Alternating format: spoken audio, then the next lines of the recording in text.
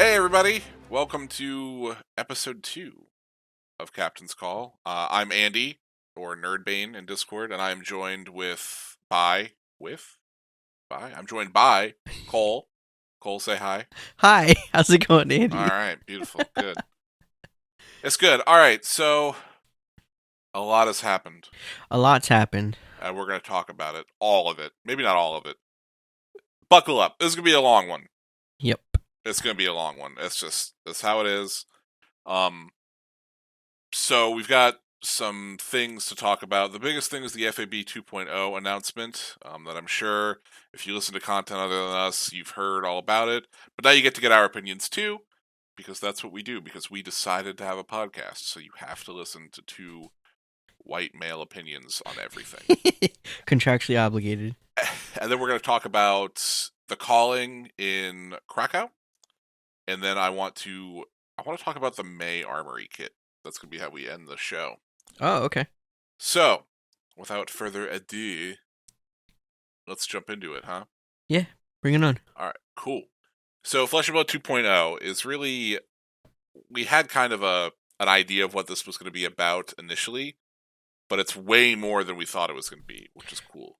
So, I'm not going to read through the entire announcement word for word, right? You can do that, and if you wanted to do that, you already have, I'm sure.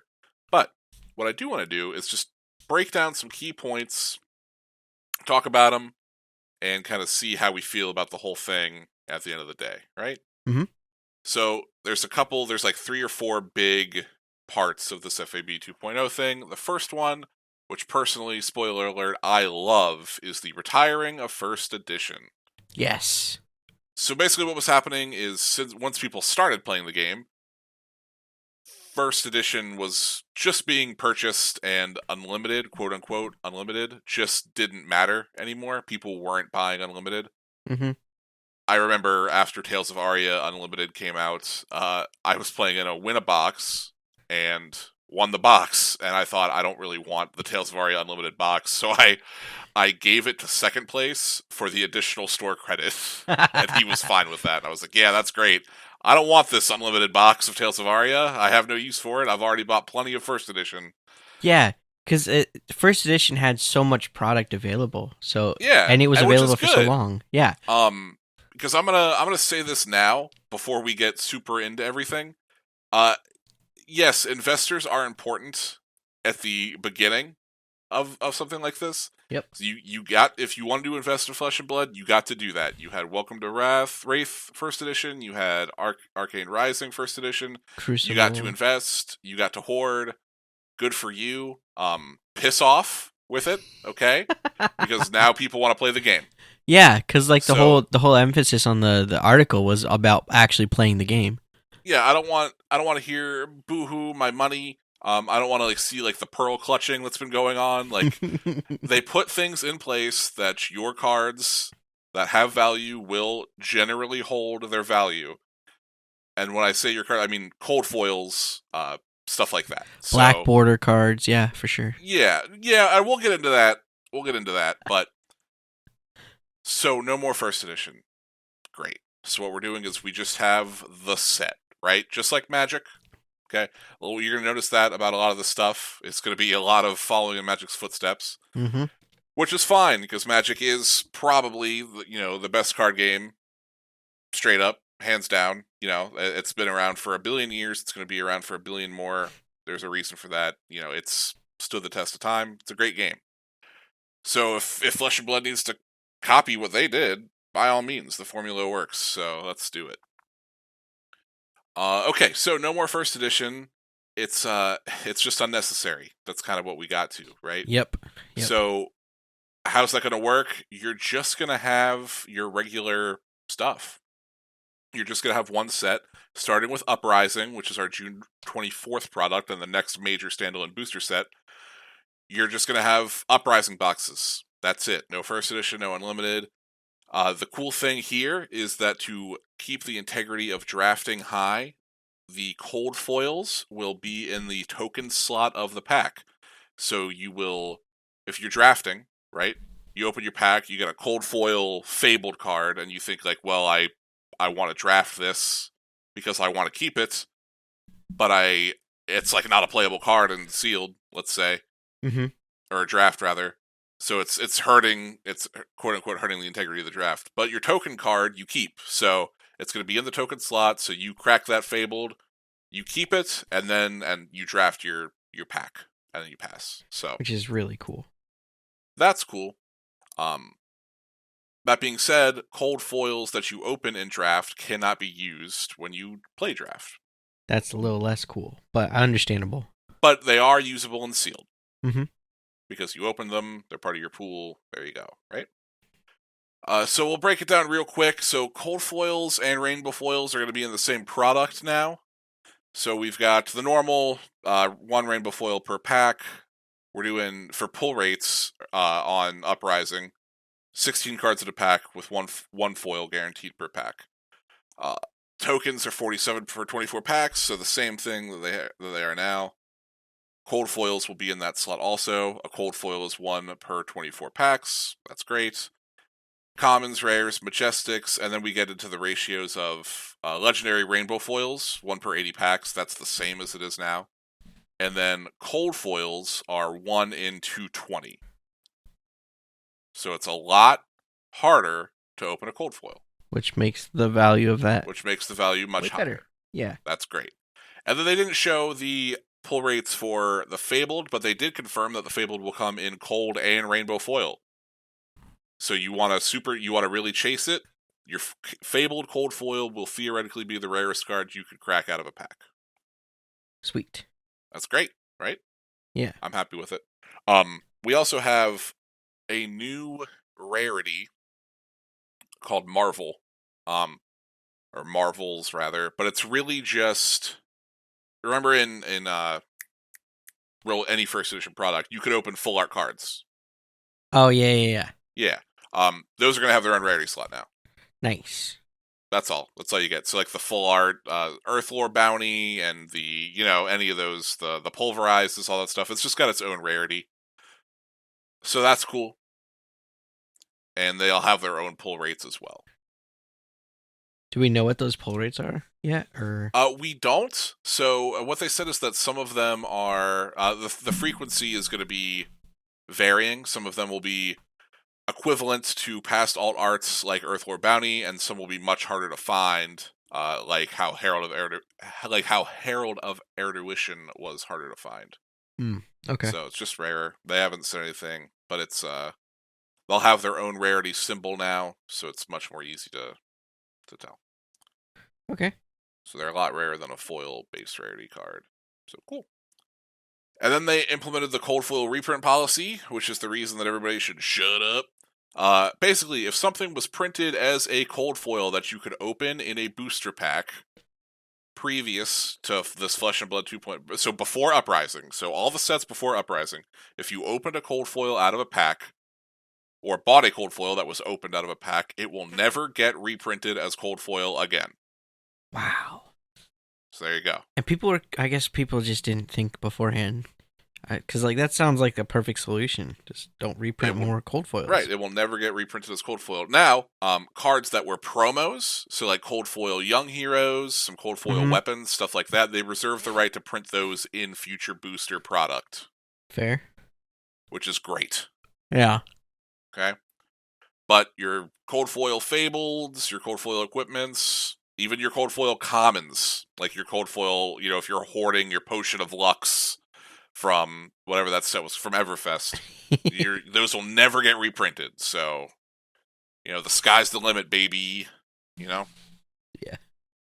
So I think that's pretty good. I think that's a good way to do things. And it may potentially make some things like cold foil heroes much more accessible. I would love to get more cold foil or any cold foil heroes. That would just be sweet. Because when you started playing the game, a lot of people picked this game up in the Monarch Tales release window, right? Yep. And a lot of people, like I'd say, probably about 60 to 70% of the people that play the game. That's how much the game grew in that period of time.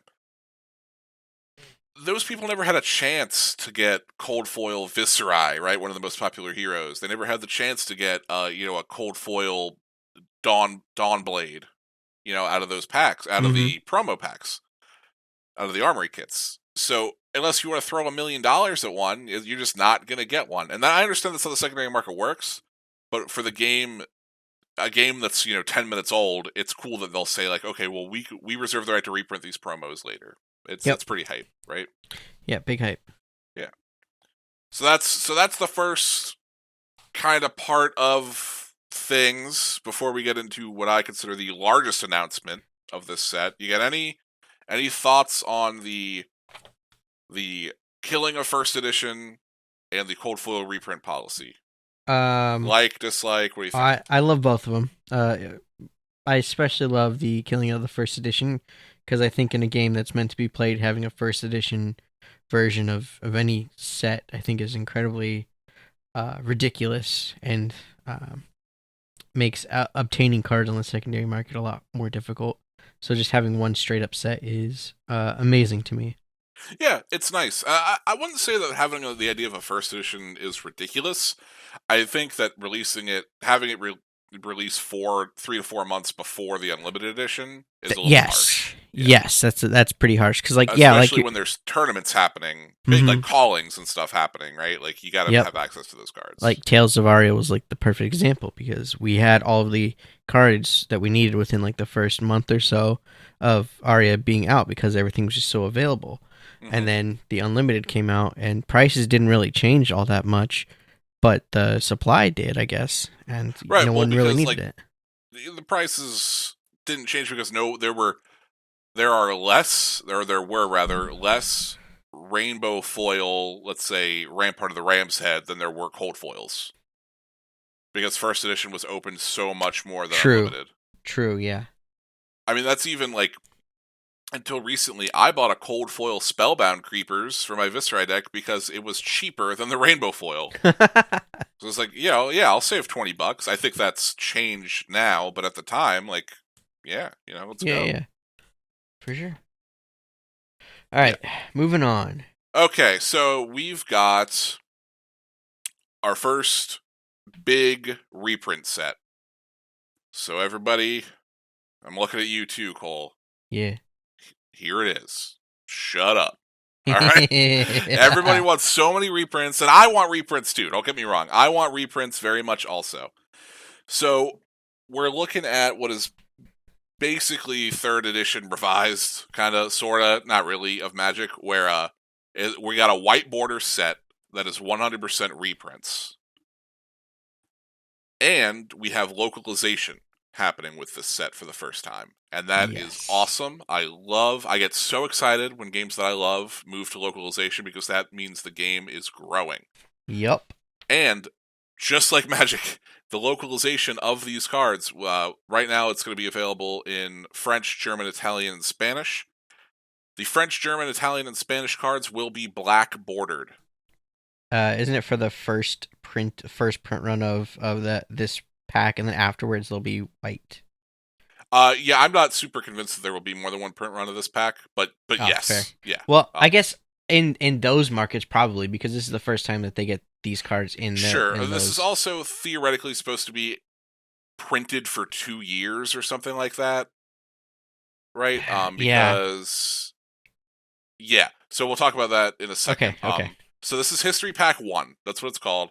And I like that. It's a nice, clean name, which means that we'll get a History Pack 2 and a History Pack 3. You know exactly what it is. Yep. It's History Pack.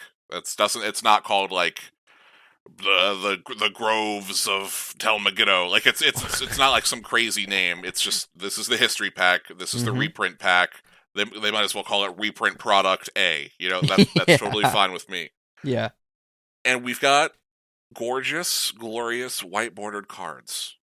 Are you a fan of white bordered cards? I like them. And I think I like them because so many people don't like them. Yeah, that seems like a very you stance. yeah. Like, I'm a fan. I liked them. Any of my buddies that listen that know me know that I like to play with white border basics and Magic. And just because people don't like them. Tilted people. I like them, So yeah, I like the white border cards. I think they work really well with the different borders that we have in Flesh and Blood because we got like 9 to 12 different borders, right? Yep. and I think they look nice. I do too. I do think they look really I nice. really do. I don't know if I like them more, or I know I don't like them more than the black, but as like their own thing, I think they look really nice. And I it's think very it's fine. And I think what makes it so nice is what's different than Magic is the white border is the same white as the text box of the card and the nameplate on the card. uh, Whereas in it's Magic, the whole card, like a green card, the whole card is green, and then it's surrounded by the white border, right? it's very close. Yes. But in this, the white matches the text boxes and the nameplate and stuff like that, and I just think it looks really clean. Yep. Yep. Big fan. So, a couple different things with historic or history pack. I'm going to keep calling it historic because of Magic. Yeah. A couple of different things with history pack 1, right? We've got some really cool cards getting reprinted. I'm going to pull up the product sheet here. So, it is all cards from Welcome to Wraith, Arcane Rising, and Crucible of War. Okay. Mm-hmm. We've got 427 cards in the set, but Welcome to Wraith, Arcane Rising, and Crucible of War are 643 cards combined. So we've got 216 cards getting left out. Yeah. Well, I mean that makes sense. Pick Right. the most played. It's going to be commons. Yeah. Like unplayable stuff. There's a lot of kind of dumpster majestics, right? Mm. And we're seeing with the reprints. So we've got legendaries, majestics, rares, and commons in this set. So super rares, which aren't a thing anymore, are getting upshifted to majestic. Nice. So that's cool. And they showed that with Become the Arc Knight. Previously a super rare in Arcane Rising, now okay. it is a majestic. That's why it's on there. That makes sense. And it's getting a reprint. Yeah. Yeah. It's super cool. Looks great. So that we only know 4 cards, I guess 5 cards if you count the Dorinthia Iron Song, but we only know 4 cards, but they're pretty big hitters. Yep. Well, Become the Arc Knight is like not super expensive, but that's fine. Tunic, Command and Conquer, and Gorgonian Tome, which are Gorgonian Tome the least expensive, but Tunic and CC are expensive cards. Yep. So those are coming. Those reprints are confirmed, which is pretty cool. I'm very excited for those. Yeah, me too, man. Me too. So let's talk about what's in History Pack 1 some more, right? Mm-hmm. 427 cards, 10 cards per pack, no foils. No foils. Yeah. Okay. So none of those, like in 8th edition for Magic, it was a white border set of reprints, but the foils were black bordered, right? None of that, no foils, so that's not happening. We've got 9 legendaries, 62 majestics, 118 rares, 238 commons. Packs are going to look like 8 commons, 1 rare guaranteed, and then another rare or higher guaranteed. So your typical supplemental set ratio. Those are called expansion packs now. Those aren't called supplemental anymore. Expansion boosters. Yeah, they're supplemental sets. It's what they're called in every game. I'm not gonna. It's fine. Okay, so 9 legendaries. Let's talk. Okay, well we know one. We know one, Tunic. right? There's 12 legendaries in the 3 sets that are in the set. 5 in Welcome to Wraith, 5 in Arcane Rising, and 2 in Crucible. Okay. Now, one of the legendaries in Crucible is Tunic, which was also in Arcane Rising. So straight away, we've got 11 cards, a pool of 11 to work with. And then I think it's the Skull Cap. Was that in those 3? Yes. Originally, because I would probably kick that out. Yeah, Arcanite Skull Cap, not in there. I'm gonna assume not. It'd be dope if it was, but it just got reprinted. Yeah, that's why I'm thinking that it's probably not going to be. So we know we've got Tunic, and then I'm gonna go out on a limb, and so the cards we're looking at are Tunic, Tectonic Plating, Scabskin Leathers, Brave Forge Bracers, Mask of Momentum, then Grasp of the Arcanite, Teklo Foundry Heart, Skullbone Crosswrap, Arcanite Skullcap, and Storm Striders. Then from Crucible, Tunic, and of course, Shyana, Diamond Gemini. I'm going to assume that Shyana is the other card not getting reprinted. I would think that's a safe assumption. Yeah. Or maybe she will get reprinted and just be regular rarity. Yeah. common, like the Styrinthia that they show. That would be super cool. Just so people can like have Play. one, Yeah, you know? I would love to have one. Yeah, Seems I really would. cool. I'd like to have one too. But I mean, they've come down quite a bit, but they're still like $70. You know, Yeah. it's not worth it for what is essentially an unplayable hero. That But one you get for collecting. she's cool. Yeah, exactly. So you could get one to say you have it, right? Hmm. Hmm. So I'm assuming, and this is just, I feel like I'm pretty confident, but we're going to get Tunic, Tectonic Plating, Scab Skins, Brave Forge, Mask of Momentum, Grasp of the Arcanite, Teklo Foundry, Skullbone Crosswrap, and Storm Striders for our 9. Is that 9? 2, 3, 4, 5, 6, 9. Yep, that's 9. I'm going to assume that those are our 9 legendaries. I think that's a safe assumption. Those That's are pretty all. cool, Yeah, those are you all pretty know? well played. Yeah, those, I mean, all those cards see play because all legendaries see play, basically, until recently. Fair. But those are all, yeah, those are all great.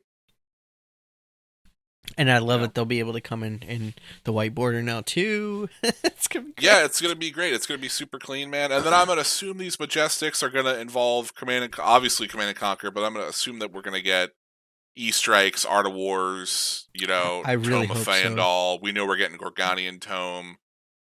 Let's Do see you some of think? those high dollar Majestics come Do you down. think some of like a lot of super rares, is that what they were called before? Do you think they'll be rarity adjusted as well? Like they could be just bumped down to a regular rare or up becoming the I don't Arcanite. know. I'm one that likes consistency. I think super rares should just be upticked to Majestics. Okay, that's fair. Um, but to be fair, like there's not a ton of super rares that see a Play. lot of play. Yeah. And we've got what 62 Majestics, so I'm sure it'll be a pretty good list. Like there's going to be some poopers in there, Some but stinkers. yeah, but it'll be fine. I'm pretty excited. I'll take your word 118 for it. rares, whatever, all the commons, cool. If I'm- anything, I'd like to see stuff like Sink Below and Fate Foreseen, Plunder Run. I'd like to see these cards get. We've got like Mauvrian Skies, $5 rares. I'd like to see these get reprinted. Yeah, Drone of Brutality, absolutely. That's a joke because it's banned. That is a joke. And I just had it on my desk, that's why. You're a funny man. But these reprints are great. I really hope that they reprint all of the heroes that are in those 3 sets with the white border. I think they really could be really cool. Yeah, I'd like to see that too. These aren't going to have tokens in them, right? Because you're not drafting it. So there are no tokens. Okay. 8 commons per pack, 1 guaranteed rare or higher to make your 10-card pack. So do you think that Dorinthia Ironsong, that's the adult version of her? Do you think on the other side is going to be the young version of her? I think on the other side it's going to be a flesh and blood back, just like the rare and common heroes that we have now. Oh, okay. Oh, I guess that's because it's because they're those aren't tokens, which are the double-sided cards. That makes so much more sense now. Yeah, okay. Bingo, baby. Yeah. So I guess. Okay, that would take up a chunk of. Never mind. Moving on. Big fan. Big fan. And the set comes out in 2 weeks. Yeah. So I also want to talk about this a little bit too, because it's expensive. How much is it? It's $140 MSRP for a box. How many cards are in them? 10 cards in a pack. How many packs? 36? 36. Oof. I mean, that's so much. Oof. Right, exactly. Also, from what I understand, and this is just from, the buzzing around the community, there's not as much of this as they would like for you to believe there is available right away. That would make sense. And I think it's kind of a wait and see thing.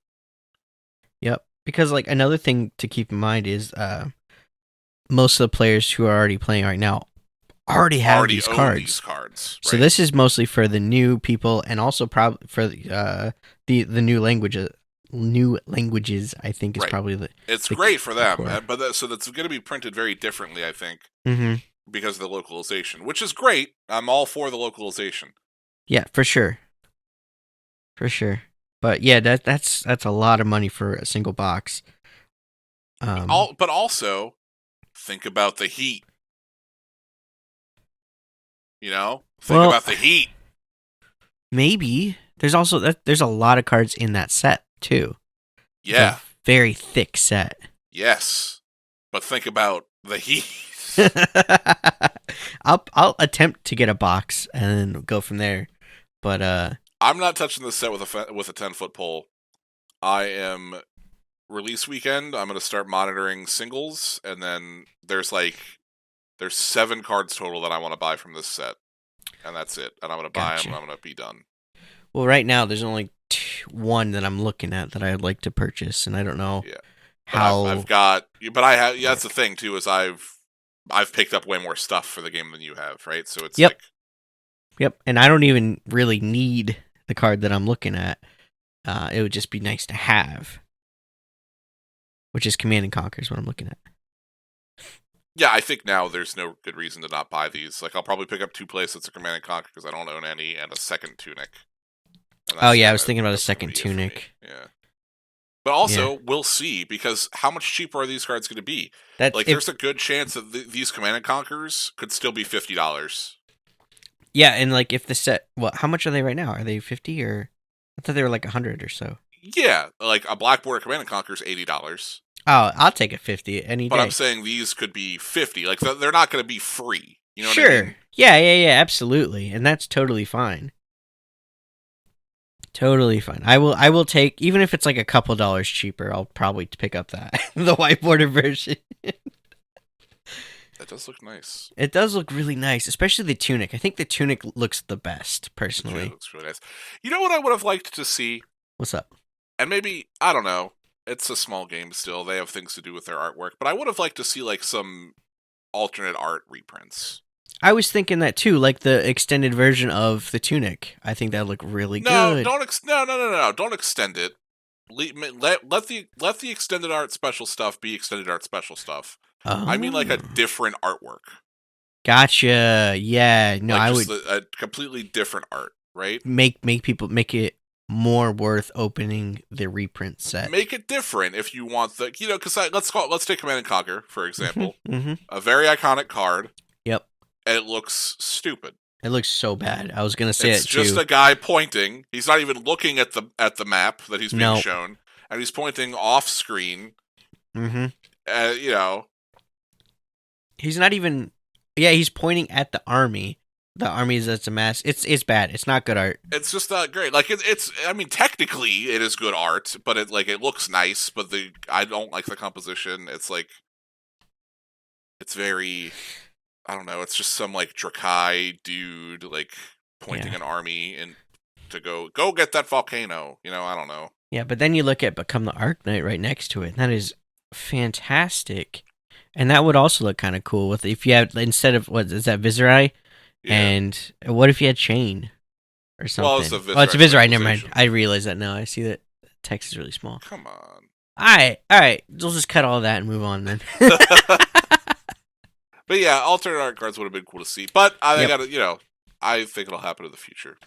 For sure. Oh, they said that every 2 years they plan on having a new history pack. So the next one in 2024 will be Monarch, Tales of Aria, and Everfest, right? Or would it be? Oh, I guess it would just be those 3 instead of Uprising. Right. Okay. Oh yeah, isn't? Did they say, I can't remember now because I read it a week ago, but did they say that Uprising was the only main set this year? I believe it is. Okay, well that makes sense then. That makes sense. Because we have, let's see, May 6th, History Pack, May 27th, Classic Battles, Uprising. Well, there might be another set coming out in November. But it could, do you think it'll be a main set or it'll be another... Well, we've got releases slated. We have releases slated for October 2022, November 22, and another Q4 2022 release, and we don't know what those 3 are. We know what everything else on the schedule for the year is, but we don't know what those 3 are. And I think we have a fairly good idea of what some of those might be. I don't know if we want to move on, but they brought up the PVE aspect that they kind of want to create more things for, that they actually have confirmed that they are working on that product now. Well, yeah, James White had said before that it was being worked on, but like Hmm. casually, you know. Yeah. Um, and for people that watch, I'm gonna like, he's never gonna hear this, right? So, uh, people like Rudy from Alpha Investments that Uh huh. I personally cannot stand. Correct. I, Yep. Yep. um, and that's it for me on that guy. But in his video, his most recent video, he did talk about how in depth the PvP is and how it's coming and how it's really fun. So I guess he's been able to play test some of that. So, but let's move into the product coming out then. Okay. So so history pack, obviously many thumbs up. We're very excited for this. Super Anyone that's exciting. poo-pooing on this, I will physically fight you. This is great. This is great for the game. I don't want to hear it. I don't want to hear it. Hmm. This is amazing. So, all right. Playing the game is about more than just competitive play, right? Yep. So what does that mean? They're going to do more world building and character development. So we'll get things like we'll have like a more accessible story to how Bravo became Starvo, stuff like that. Hmm. They also, like a week before this, they released a lore article about Dorinthia fighting off some demons and stuff. Super cool, just world building stuff. If people are into the lore, into the characters, and this is a very like in this game, you kind of make connections with your characters. Like people in Magic really like certain planeswalkers. Well, Yep. in this game, you're literally playing as the hero. So people Yep. kind of like you have your heroes that you like, and you want to know more about them. At least some people do. So I'm excited that we're going to get more storytelling, Same. right? Well, what that's going to be is it kind of remains to be seen yet. You know, there's like the World Guide Volume 1, and that's really all they've talked about. So, Yeah. There's and also then the the, lore book that Dorinthia and Reinar get in that little right, battle we get set thing. that. So there's but they do say there's more coming around, like just Wraith in general, Arya, the fight between Light and Shadow, all the stuff Hmm. that's kind of happening in the story, because the story hasn't like developed much, right? We don't have like big story point cards, like kind of how Magic does. I don't know, like Yeah. the cards don't really tell a story in this game, where in Magic they have like the story spotlight cards, right? So you can kind of Hmm. see like, oh, this is when Billy Bob stole the thing from Sally Sue. You could see that on a card. You're like, oh, Which cool, and it's which just is like a some really trash cool common, touch. but there it is, Yeah. right? Yeah. I love those. I like those a lot. Yeah, it's super cool. So I'd like to see more stuff like that. You Hmm. know, take Yep. that absolutely. So, and then we have specific products for social play, is what they're calling it. Yep. And this is okay. So here we go. Before we get too much into I'm afraid of this being a trap. I'm In, afraid of them printing cards because we are an eternal game where everything is legal. uh-huh. I'm afraid of them printing cards exclusively in these dual decks, these classic battle decks, or this PvE environment pack. I'm afraid of them printing cards that are extremely pushed to the point that Mm. they are competitive playable and they become staples. Like Yeah. imagine how much Command and Conquer would be if it came in a starter deck Uh-huh. and that was it, and it wasn't in a set, Yeah. right? I'm a little bit afraid of that. Yeah. But That also being like said, I oh sorry, they go ahead. I was gonna say they could probably also make certain cards only legal in certain formats, like certain heroes are only legal in certain form or oh my god, Blitz. There we go. Um We'll get to that. We'll get to okay. that too. Okay. Yeah, they absolutely could. You could print a card, but you don't want to do that because say you and I just start the game and say I really like Rhinar, you really like Dorinthia. We buy this, we split the product, we start playing, and then we say, okay, I want to take this deck and I want to turn it into a Blitz deck and bring it to my LGS and play in the Armory event. And then we Mhm. get there and you go, oh well, that weapon isn't legal because it's only legal in casual play. Yeah, that would There's the be issue with that, right? mm-hmm. And then I go, okay, well, Fudge. this game then, right? Yeah. And then that's done. I've already had to tell a lot of new players that, okay, go buy the chain deck and take the Seeds of Agonies out of it, Yeah. like, which is like already not fun, Yeah. you know. But anyway, I don't like that idea at all. Yep. Well, man, I feel like they could probably I feel like they have a plan set in place and just aren't letting us know about it. Well, But I I will believe it when I see it. fair. Um, Touche. with the extreme lack of communication before this article, makes me feel like there's literally no plan. But I guess we'll see. I don't know. And I'm not saying that that's what's going to happen. I'm not saying that we're going to get some extremely pushed card, but it's happened before. Look at Nexus of Fate from Magic the Gathering. It was a buy a box Oh, promo I remember that card. that was a staple in Standard, Yep. and eventually it got banned.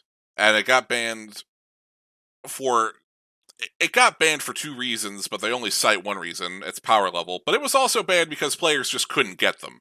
It was also only available in foil, which Yeah. means it curled. You know, I remember playing in GPs and opens, and players had to, before the tournament, get a judge to make 4 proxies of Nexus of Fate so Oh they my could play them in their god. deck, because their Nexus of Fates look like Pringles. That's Because for some reason, Wizards can't figure out how to make a damn foil to save their life, but Flesh and Blood can do it first time out of the gate, no problem. that's so I don't know. funny. I don't know. Anyway, Anyway. moving on. Let's, all right. So we know about the classic battles coming out, Yep. and then as you alluded to, there's a flagship PvE product. I'll probably play this. This will probably be cool. I already really like living card games. Mm-hmm. I was gonna say it's like Marvel's Champion, but yeah, if you guys have ever, I'm sure I've played it with people, or it's. I love that game. I love it to death. It's super fun, and one of my favorite things about it is that I can play it like with my wife on a Sunday, and we're not, as much as we love to beat the hell out of each other in Flesh and Blood and other card games, we're cooperating. Yeah, cooperative play is a nice change of pace. And it's super fun. Nice. It's super fun. Yeah. And they even say like they want this to be like a beer and pretzels experience. Yeah. Right? Yep. So that's cool. So it's under development. We'll see when it gets here. I'm going to assume either end of this year, beginning of next year. Yeah, I'm thinking it's probably end of this year. Yeah. We'll see. I would not be surprised if whatever that... We've got 3 products on the release slate that we don't know what they are. Mm-hmm. I would not be surprised if one of them got pushed to early next year. Yeah. Just because I'm used to that sort of thing happening, right? Yep. But, okay. Let's move on and talk about Blitz real quick. So, I'm not going to talk about Ultimate Pit Fight. I'm not going to talk about Commoner. Just... Okay. Unless you desperately want to talk about one of those 2 things, they're just not relevant to me in any way. So it's nice that they have official rule sets now for both of those formats, and that's about it. There's nothing really beyond that, but they have these official rules. These are not competitive formats. Your armories are not going to be able to be played in these formats. Mm-hmm. So, but have fun. Commoner is great if you really just want to dip your toes into deck building and stuff. But beyond that, moving on. Yeah, absolutely great. Moving on. So, Blitz. The rules are essentially the same, but we've got the what's the word I'm looking for? I just had it up on my screen. The restricted list. Oh, yes, is gone. Right? Was that just in Blitz, or is it? Are we talking about both Classic Construct and Blitz? So the Blitz format has had a restricted list that's never been used. Oh, okay. So we're getting rid of it, and the reason that they're doing that, and this is very apparent, this has become very clear, especially in the last couple of weeks. Cards are designed for Classic Constructed. Blitz is an afterthought to them. Yep, and that was confirmed. That's very clear. It's very clear. Yep. So what they're going to do is implement a suspension, a suspended list. So they reserve the right to suspend cards from Blitz. What that means is, hey, this card is great in CC, and we're going to see what it's like not in Blitz. Like, well, we're going to see what Blitz is like without it. Yep. So when they suspend something, it will be just like kind of how they do stuff on MTG Arena. It'll have a big red stamp on it. It'll say you can't play this until one of three things, and those prereqs are a date. So it'll say this is suspended until this day. This is suspended until the next ban suspended announcement, tentative on whatever that is, Mm-hmm. and we'll let you know when it comes off the list then. Or this is suspended until this character, this hero, becomes a living legend. So they're still doubling down on the living legend thing, huh? They are. They sure are. Yeah. So, like, perfect example. Let's say, not that this is going to happen, but it definitely is. Bloodsheath Scalata is. Let's go ahead and suspend it until Viserai becomes living legend. It's too good with Viserai. Okay. That's it. So then when Viserai moves on, he moves to living legend. Then, Chain and Briar get access to it again, and it's going to be a totally different meta. But Viserai, it's just too good for him. I like that, I think. Yeah, I don't know if I love it. We'll see if they actually do anything with it, but I'm like real cold on Blitz as a format anyway. I don't think this is going to get me to play it a ton more.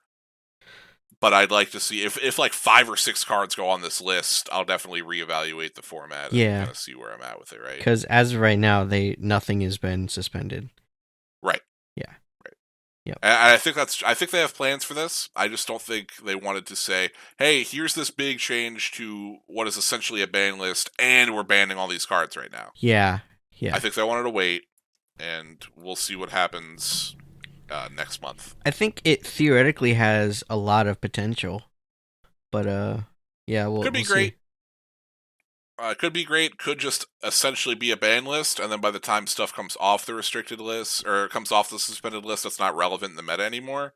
Yep. So it's like a soft ban anyway. But we'll see. Yeah. This is something that I thought was kind of interesting. The living legend system. They introduced the signature weapons, and then so when that living legend hero retires, so does their iconic weapon, and they listed out the weapon per hero, and I thought that was an interesting thing. Yeah, this is useless, and not to like just immediately shoot you down. All this does is say that when Briar hits living legend, you lose Rosetta other Thorn. Runeblades can't play Rosetta Thorn. Yep, that was the first thing that I thought of. That is literally all this does. Yep.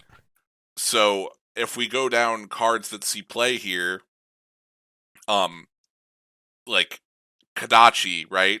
Katsu's not gonna hit living legend. It's just not gonna happen. Azalea's pushing it though. I mean, I made a joke. I said, Death Dealer's never gonna get retired. It's true, man. A lot of these are like Winter's Wail is like another one that sees a lot of play, but Oldhim is not going to hit Living Legend. Like it's just not going to happen. Wait, I was gonna say Dawnblade, but then it doesn't really matter because Dorinthia's definitely not going to hit Living Legend, dude. Like I'm just thinking of names that I remember. It's not going to matter. The only thing, so the things here that like could happen. It's like Briar if she gets like some more elemental cards or something, and then Rosetta Thorn goes away, or Chain, but no one plays Galaxy Black anyway. Like it's just, I understand. It seems like this is the sort of thing they wanted to do a long time ago, and it's more flavorful. Yeah, but ultimately, I don't think this has any real meaning. I feel like well, never mind. I was gonna say you could do like the weapon specialization, like we were talking about before, but then you can have Chain or Viserai use Rosetta Thorn, or you couldn't use it. Would severely limit the deck building. Yeah, well, I think what needs to happen is rather than saying like only so and so could use this, Rosetta Thorn should have just been elemental. Yep. You want to do that? Make Galaxy Black a shadow weapon. Yep. Like stuff like that, or I'd like to see stuff in the next set. Let's take Runeblade, for example, where we get a weapon and it says non-talent Runeblade on it. Or like a Runeblade, like you cannot play a new keyword that says you cannot use this card if your hero has a talent. Mm-hmm. right? So all the elementals and shadow and light, like you can't touch them. So yeah, I'd like to see something like that. That would But make more yeah, sense. this is cool. Like the whole like trusty signature weapon thing. Fine, but It's I fine. don't ultimately think it matters. It's fine. I just thought it was cool that they officially paired off the weapons with the heroes for flavor reasons, but beyond that, Yeah, yeah, nothing much. it is cool. I'll give you that. It's cool, and then I don't think we'll ever have to look at this chart ever again until new heroes will come out and they'll say like this is their signature weapon. You know? Yeah. What was Bravo? Does Bravo Star of the Show have one? No, Interesting. well, because he doesn't have one. He didn't come out with a weapon. Like Oh, I thought there was a weapon that came out in Everfest. no, Oh, I'm thinking of the shield. I'm sorry. yeah, That's what I'm thinking of. My bad. I take it back. But by the way, Starvo has 814 points on the Living Legend board. yeah. Well, that was updated in March, so that's gonna go up because I thought this he was won. in He April. won Krakow, or it was updated April. Oh, it does say Yeah, updated April April 19th. 19th. Yeah. But if you look at the board, it says as of March 21 Oh, then why even? because they updated Blitz. Uh, oh, yeah. That was April 11th. Yeah, Anyway, which was a week ago. So I guess we'll move on and we'll talk about the calling in Krakow. okay. Krakow. I don't know, but overall, the 2.0, did it address everything that you were curious about? Anything that was really you weren't expecting but happy happened? I don't know. Let's. I'm very happy about Flesh and Blood 2.0. I'm very happy about it, all of it. Mm-hmm. I don't think any of it was like I didn't have my pitchfork out necessarily, but Fair. it makes me want to just like wait until all this stuff. It makes me want to wait until the next set to really like play anything. I was thinking the same thing. I'm really curious to see what Like, Uprising is going to bring. yeah, I kind of just want to wait till Uprising and then see how this new stuff Mm-hmm. looks and like how the new ratios are. You know, Yeah. like I'm excited for it, but it's got time. Like it's got a gestate, right? Oh yeah, for sure. Um, So, Another thing but that yeah, I am excited. I can't say sorry not to cut you off. yeah. There's nothing on here that I was like up in arms like they better do this. You know, the history pack thing is absolutely great. I could you know, this is exactly how I would do it if I had to make a reprint product, right? Mm-hmm. Mm-hmm. I would have liked to I guess the only thing I didn't love is that like they seem to really be doubling down on the living legend thing. Without actually seeing a And I result. don't like I just don't like it. I don't like the idea of it. I will say they're changing their seasonal program and they don't give like a they don't go greatly into extent. They don't go to a great extent on how they're doing that. That's exactly what I wanted to bring up. I was gonna say that like the points adjusted per event, they said that they will probably change as time goes on with more people attending. Um, because like there are more people, more callings, more battle hardened events, more things throughout the world, which would rack up points a lot quicker. So that they would change the points per event that the heroes would win for the living legend status, which I think is a smart move. Yeah, I think that's fine. Also, did you know that the living legend apparently in that article they were saying that the heroes in the card pool that obtain living legends are eventually supposed to be their own format as time I goes on. I did see that. So I think we'll have like I don't think that'll be a competitive format. I think Oh, it'll probably just be not. like a hey, this is like the Living Legend format with like a very small ban list, and Yeah, here we are, you know, and that's fine. I didn't realize that that was like the intention behind it. I thought it was just like a cool, flavorful thing that they were trying to do. But the living legend status, not necessarily the living legend format. So Right? that was interesting Yeah, to me. yeah. We'll see. I guess the only other real thing to make note of here is the changes to ELO for callings and Nats. So if you're like really grinding stuff, Mm-hmm.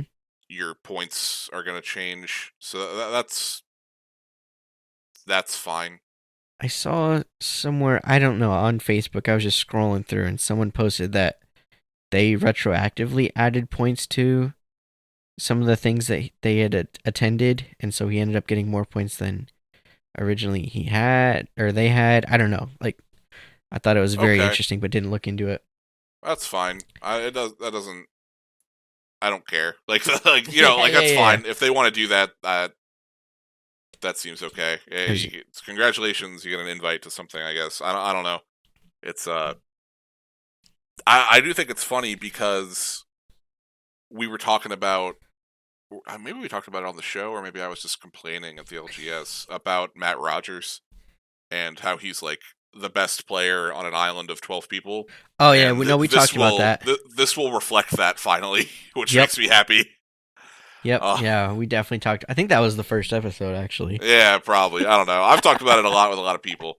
Because I really don't like how players in card games can put on pedestals anyway. Hmm. Because like, hey man, like they're just nerds. Like, relax.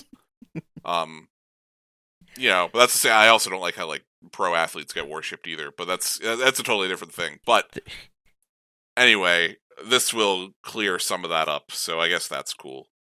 Yep. Um, All right. yeah. All right. Moving So that's cool. So on. Flesh and Blood 2.0, 10 out of 10. Yep. Let's move on to something that's not 10 out of 10. Let's talk about the calling in Krakow over the past weekend here. It was a blitz calling. I can't believe it was a blitz I calling. hate that so much. Um, you sure did have the memers there playing KO and Dated All, so that's cool. A lot of Oh, heroes got represented. But as far as day 2 goes, the meta is you've said this before too, and I kind of thought you were just being you were just like annoyed for no reason.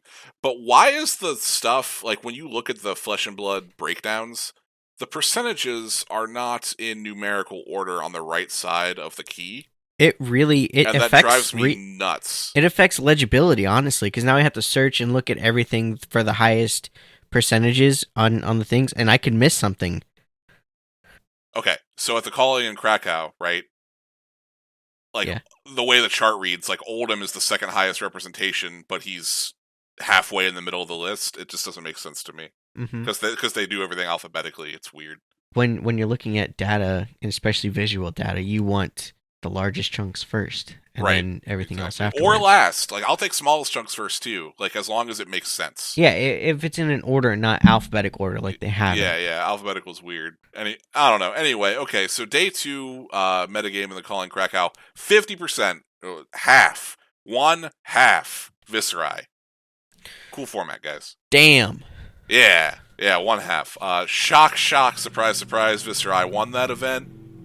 So, the breakdown of the meta we had after that, we had 20% Oldham, 12% Kano, the mage, the wizard, and then we had Icelander at 6%, Oh, so Icelander. 18%, 19% total Uh huh. wizard representation, which is pretty cool.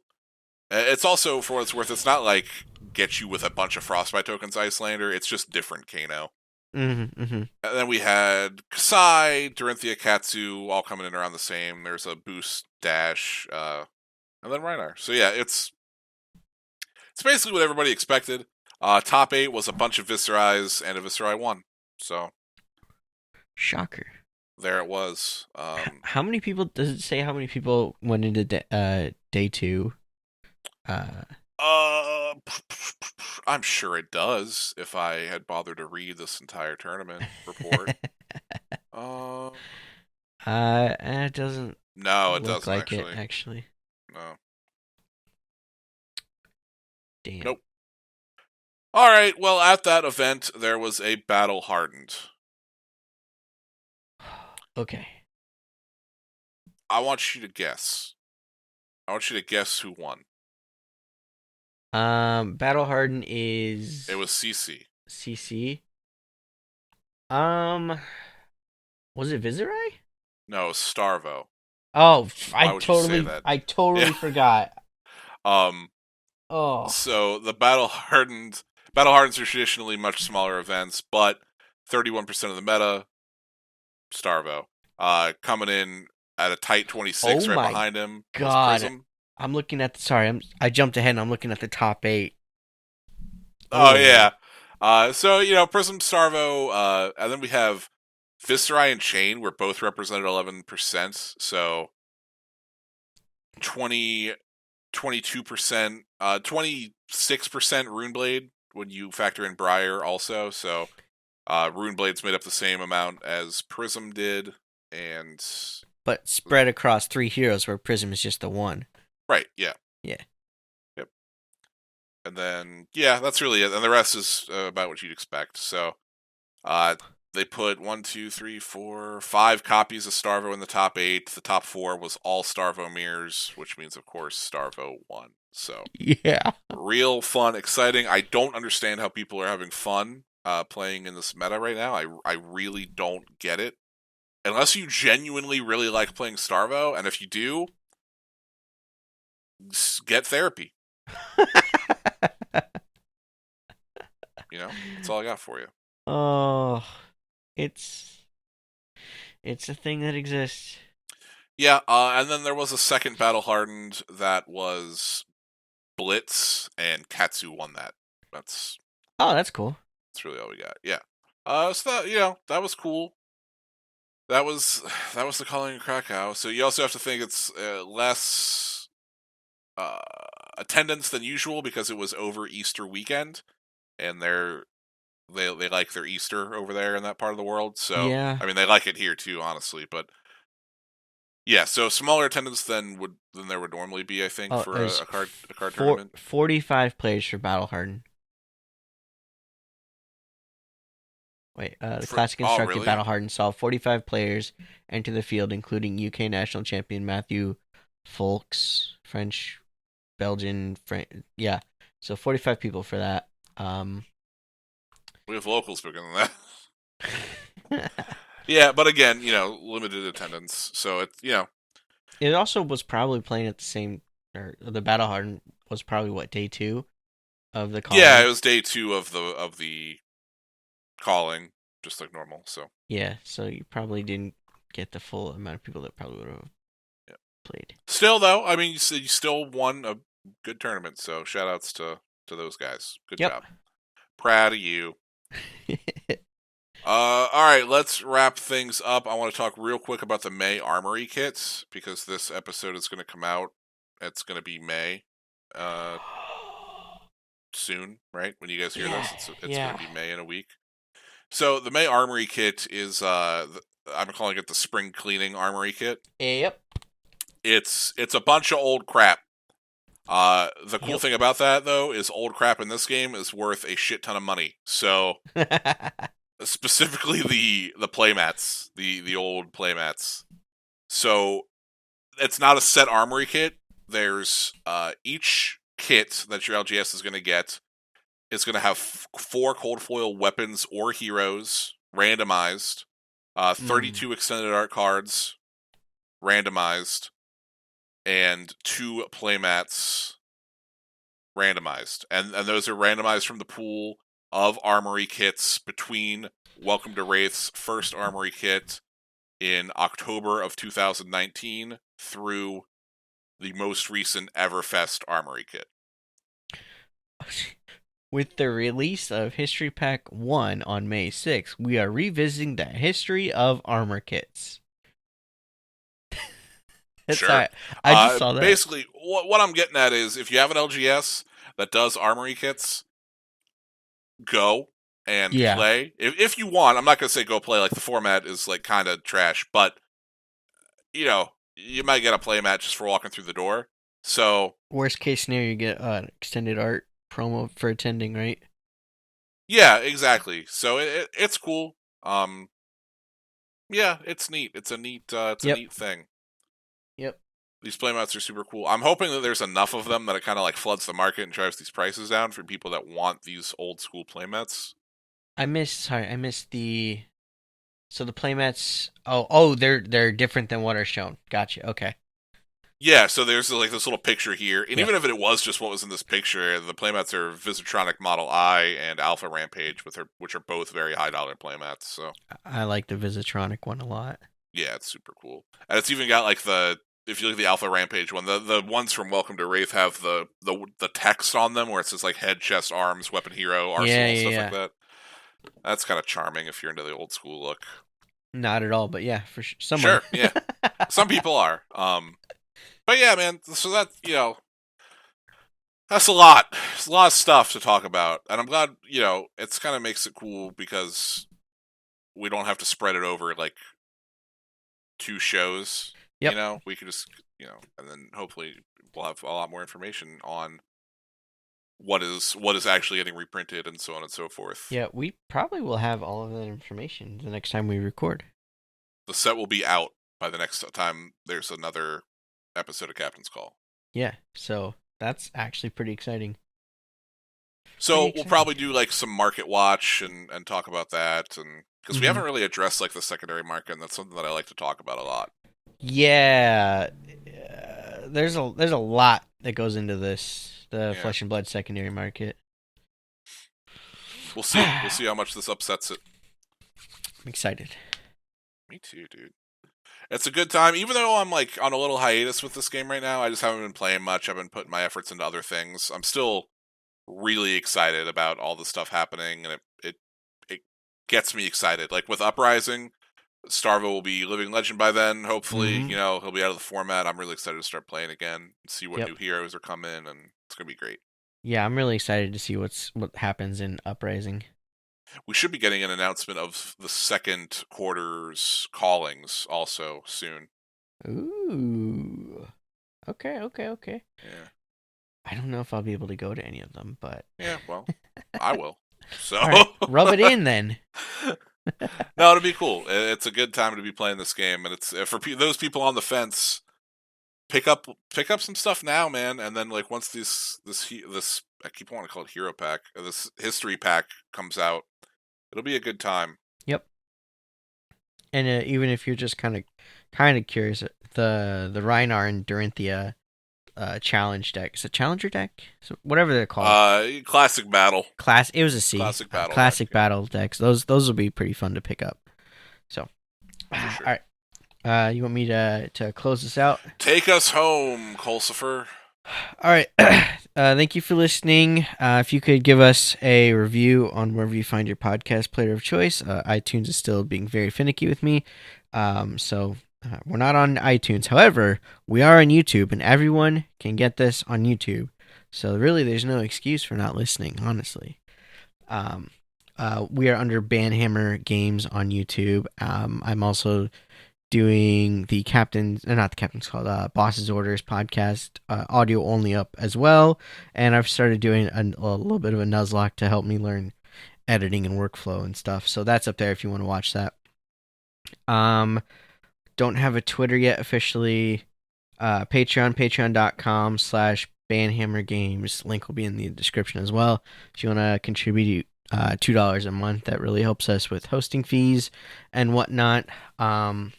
I think that's everything that I've got right now, at least. I am I am on Twitter at Cole_McCune, COLE_MCCUNE. And Andy, where can you be found?